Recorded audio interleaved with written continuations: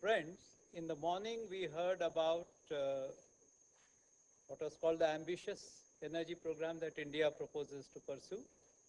And as Mr. Girish Pradhan said, it's ambitious, but it's realizable. When you talk in terms of realizability of the program, there are usually three viewpoints. The bird's eye view, which allows you to say go to so many gigawatts, have grid connectivity, bring grid parity, that's a bird's eye view. There's another thing which is called a worm's eye view. The worm which is there at the receiving end, the worm is worried about if there is a pole in the village, is there electricity in my house? If there is electricity in my house, what are the outages? And when the outage is not there, does the voltage drop to mimic a dim light? So that's the worm's eye view. Between the bird and the worm, there is also another equally valid eye view, which is called the monkey's eye view. And this is the monkey which is sitting on the treetop, who can get the best of both the eye views. And today, we are in our panel practitioners who know what the bird's eye view is, who actually also know what is the worm facing, and they are able to throw more light on the nitty-gritty of this road that we have till 2022 or 25, but more importantly, how they look at the scenario in 2030. Before going to this, I'll just make a small presentation giving you about 5-6 slides. What I'm saying is inequality is, energy access inequity is one major concern. And although people have talked about it qualitatively, I think it is always good to look at certain facts and figures.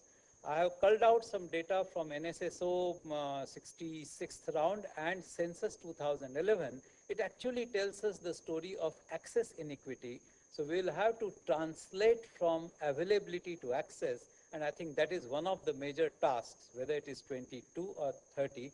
Ladies and gentlemen, 2030 is just 15 years down the line. So I think it will be a sobering idea to look at the access position as of now. And I'll quickly run through 2-3 slides. Yeah. This is the picture of India, where more than 80% households use electricity for lighting. So you look at it, you find this is very good. I hope you are able to see this. You don't have to read any numbers. Let me enlarge it a bit. Right. Okay.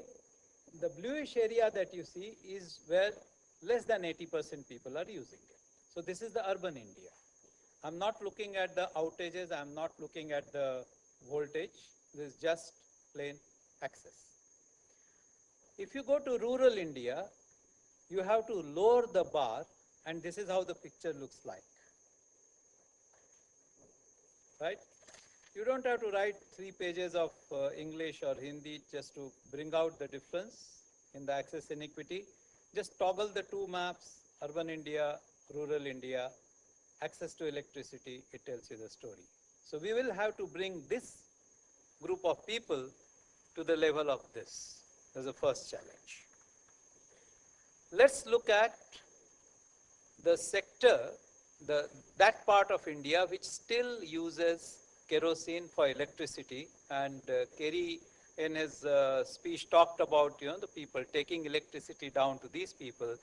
This is a group which still uses kerosene, more than 50% households.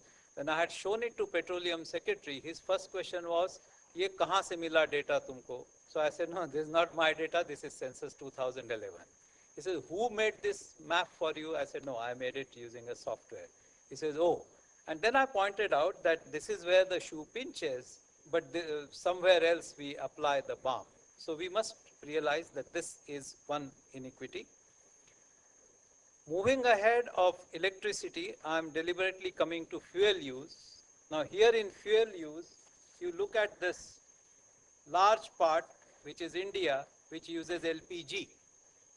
a clean fuel. Okay? How does rural India look like? But interestingly, 20% households still use firewood in India in 2011. Forget about crop residue and cow dung cake, small players. How does urban India look, how does rural India look like? Now, just watch out. This is rural India. 62% households use firewood, 12 use crop residue, 11 use cow dung cake. So you again don't have to write 3 pages of text, just toggle the 2 pictures, it shows you the nature of inequity. Okay? Let's come to electricity consumption. I am skipping this. Other problem that you notice is that these inequities persist.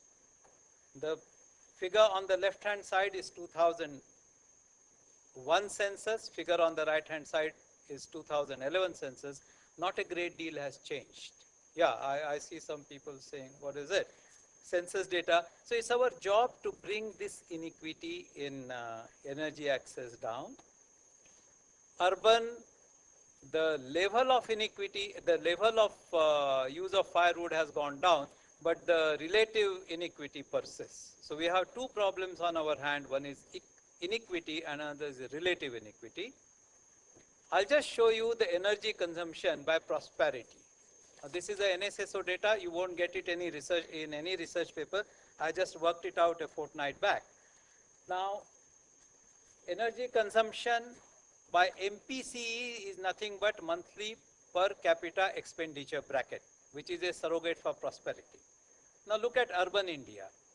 These are the bottom 9 deciles, and this is the top 1 decile. Yeah. Okay. Now this top 1 decile's energy consumption is over here, and the bottom 9 is over here. Same scenario repeats in rural India, but now have you noticed the mischief I have done? I have kept the same scale, 250 and 100. But if I take both of them on one scale, this is how it looks like. You know, this is rural India, which shows you 2 things. I may have the same amount of money, but I will have much less electricity available. It's an infrastructure and governance issue. Okay? You may say, okay, on all India basis this happens. Does it happen within the states? Sample this. This is within Karnataka, Karnataka urban, Karnataka rural. So our job is to bring this rural over to this as an overlap. Okay? And then this is inequality within a state. There would be inequality between the states. You must have seen the film 2 States. So this is my version of the film 2 States. Haryana and Jharkhand. This is Haryana rural, this is Jharkhand. Now, these are the issues that we need to grapple with.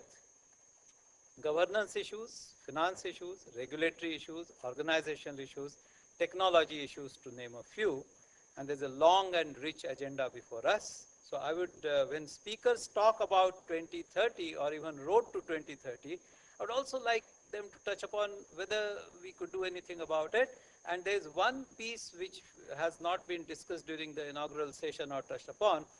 This makes it very necessary to seriously look at the storage technologies, and in fact one full session is devoted to the storage technology. But I just wanted to bring out quantitatively the picture of inequity so that it's a food for thought for everybody. Thank you very much.